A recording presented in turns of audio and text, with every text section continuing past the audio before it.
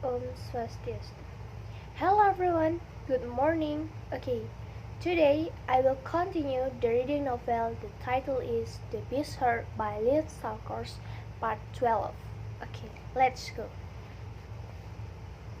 But her father was riding fast, faster than she. What if he chose her up? He had a significant head start, but her horse had slackened its pace, and I was not sure she was traveling fast enough to stay ahead of him. What could I do? I went to the surprisingly just to meet her. I could slow him down, just enough to allow time to. I hurriedly know.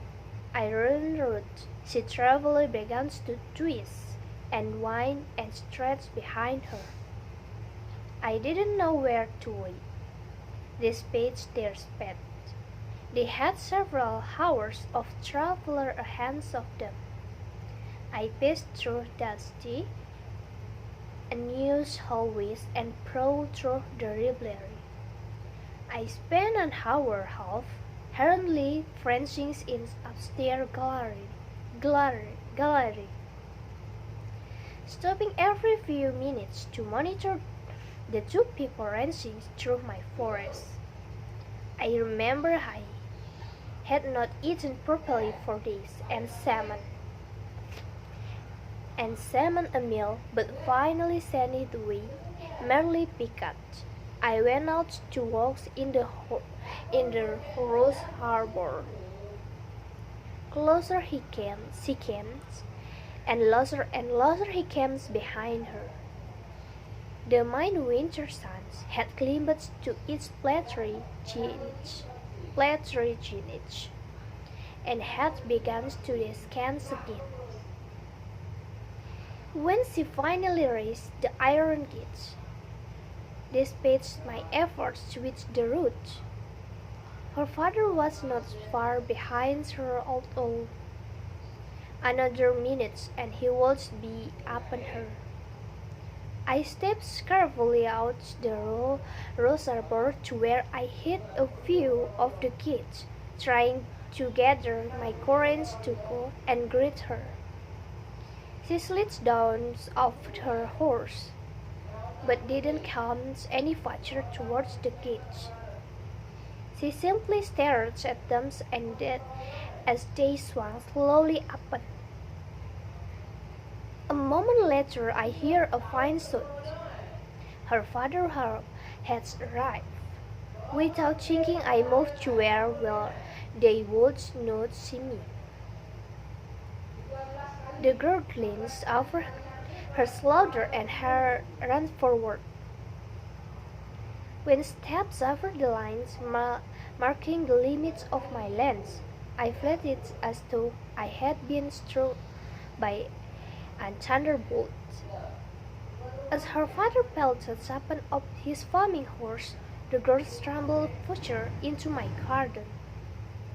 Slowly the gates began to close.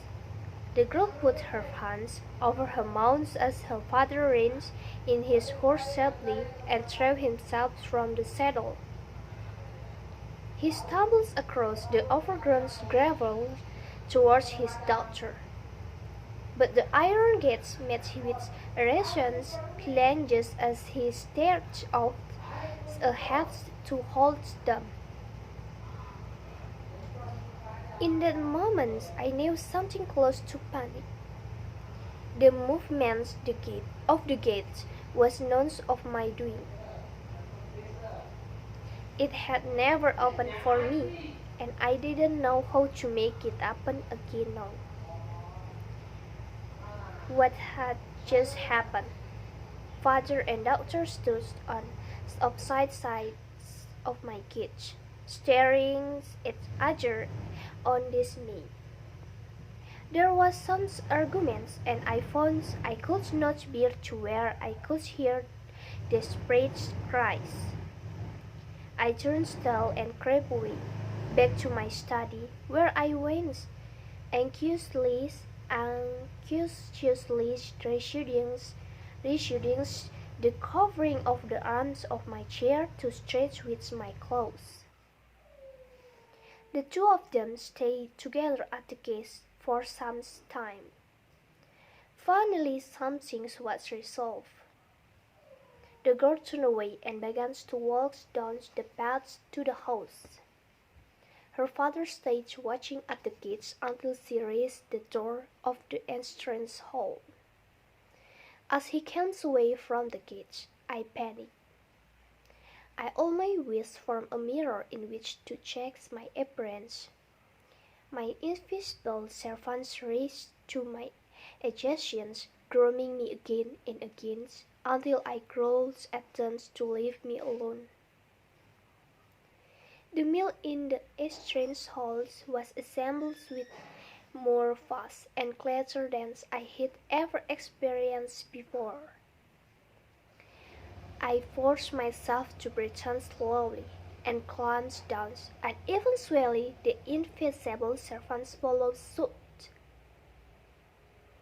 I went to the gallery overlooking the halls to wait and watched for my new guest. The door swung open and she steps inside. A white ray of the golden sunset shone in through the door, and she stood in the center of it looking about the room. Of course she was lovely. I knew that from her father's dreams, but I was not prepared for the effect her beauty had upon me. She stood there, not in any of the fine clothes I had sent her home with her father, but in a plain, homespun dress, holding a small bag and looking continuously about the room. The light shining in around her barns away, all the grace of the drowniness clinking to my poor brain. I felt as though I was awakening from some dreams fight with immeasurable sadness, and I began to weep. I had not wept in all the years I could remember, before the curse of or after, but now an overwhelming grief ripped and shook me until something cracked and broke free. I had to drag my velvet sleeve across my face to move away, the tears piling down the fire on my cheeks. I cannot meet her like this. I stumbled out the gallery, choking back sobs I didn't want her to hear. I felt strangely like I thought I had been seconds untimely from a deep slumber. I just went to meet her, to talk her. Then, I didn't know what then. I could not think. It was hopeless. I could not meet her. I turned tail and ran. I ended up in my study, a small, safe, familiar room where I could close the room and hide my beastly self away. However, as I slinked down into the armchair by the fire, something touched into the corner of my ears. There, in a recessed corner of the room, was a place where long ago I had wrenched a mirror from the wall and dashed into the ground. No, something hung again in the empty space, confirmed with the drapes of rich clothes. I moved across the room and pulled the clothes away from the object. It was a mirror. The sides of my reflections drew a snarl from my throat, but I lifted my arms to smash off offensive glass. Its cold then cleared to reveal a view of tall, oppressive trees. A path was through the trees, and on the path was a man on a horse. He was leading another horse, dragged in the saddle and bridle but rattles. I recognized my traveler. He was moving slowly and weeping as he rode. I snatched my hands away and the drape fell back. I had not stayed. He was returning home and leaving his daughter here. He didn't expect to see her again. Okay guys, that's all my reading today. I will continue next video again. Okay, see you. Bye bye.